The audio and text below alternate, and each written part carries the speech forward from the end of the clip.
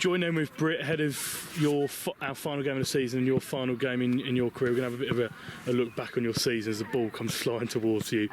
I suppose we'll start off really as retirement, and when you look back on your career at Dulwich and Phoenix and stuff like that, what are your thoughts and what are your proudest moments you look back on?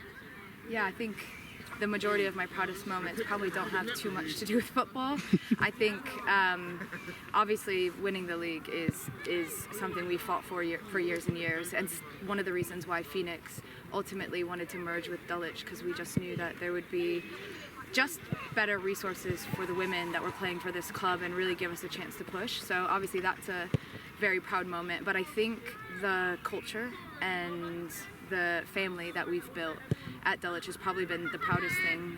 Players come here and they never have a bad word to say about the team. They very rarely leave. I mean, there's a few occasional ones, but I think the culture, what it means to be a part of Dulwich and what it means to be a part of this team is what I'm probably most proud of. Yeah. I watched a video last night of when the women's team was announced here that Joe UK did, and there's clips of you and I think Lucy saying you want to win a league and that's why we've come here. And then I suppose Sunday, though it's not confirmed yet, Definitely.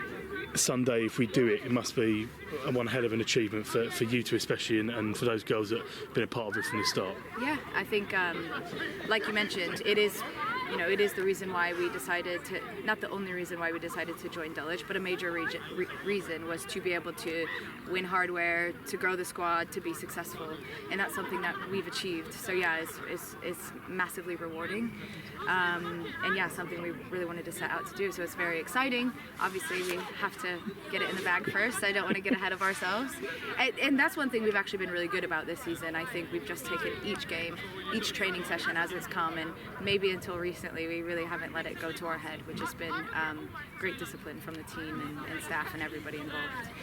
Tell me about Farooq and the influence he's had on you and your career, and obviously sadly passed away a few months into the merger, didn't he? And talk us through him and how much he means to you and stuff like that. Yeah, I think when I talk about what it means to be a part of this culture, to be a part of this team, Farooq essentially was the fabric that held it all together. So he was with Phoenix for years before I was, so I've been a part of this kind of squad for 8 years, and so he was with the squad for a number of years, and no matter if there were hard decisions, no matter if there were tough games, he was the person that really kind of carried us on. He was always happy. He always really cherished us and valued us for us as individuals and what we could contribute to the team, and I think that was just something that was irreplaceable, and he was, like I said, the fabric that kept us together. So I think there would be no Dulwich really without Farooq, and there certainly wouldn't be the culture that we have today without him. So yeah, we're all very grateful to him, and we miss him a lot. And obviously we've seen over the last few years the massive growth of women's football, and we've seen especially this season the massive growth of women's football here in Dulwich. How incredible is that to go from 3 or 4 record crowds that we've had this season? Yeah, it's been. Do you know what?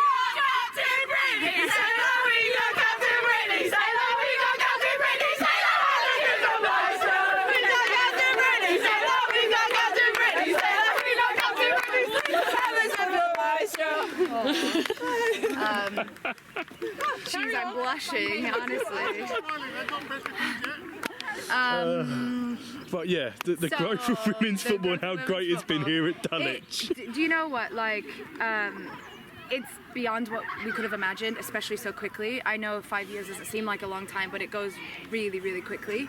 And it's beyond what I imagined we could achieve. And I think it's a testament to this team and the club, but also to the fans. There's a very kind of solid core group of fans that have really pushed to continue to grow the team, to continue to kind of grow our fan base, bring people in. Again, the fan base is really inclusive, and so I think you would have heard some of them speak and say they've found their best friends as a part of this fan base. And so, yeah, it's been amazing and beyond what we could have imagined, and we're also very, very lucky and grateful.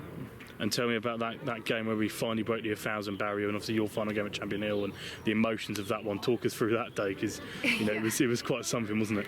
Yeah, so I think a lot was happening behind the scenes. I didn't even know that it was going on. I was actually away for work, I think, one of the days, and so there was so much happening. The team, the fans, the club, they were putting in so much work behind the scenes that really resulted in that Sunday just being the most magical day of my life. Like, it was just so magical to be amongst all my friends, my wider friends, and to celebrate kind of what it means to be a part of this club and to celebrate us. And yeah, it feels like it just felt like a movie. Sometimes when I look at the picture, like, did this even happen? So yeah, it's a film. It's amazing. And tell us then, I suppose, moving ahead to Sunday and that final game of the season, your final game of your career, what are the emotions going to be at full time? And hopefully you would have had a winner's medal, and your career has come to an end at probably the greatest point. Yeah, I think that probably the first thing we'll say is like, Jesus, my back hurts.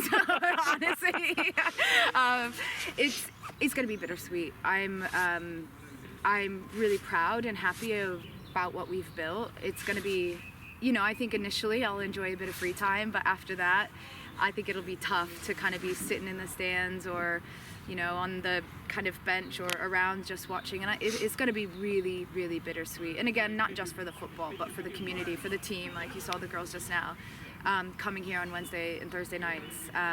I'll miss it a lot, but yeah, I'm excited for also what looks ahead. And I'm not going. I won't be on the pitch, but I'll still be involved with the club massively. So. And when you look on your career, then sum it up in 3 words. The bee's knees. Bee's Yeah. knees.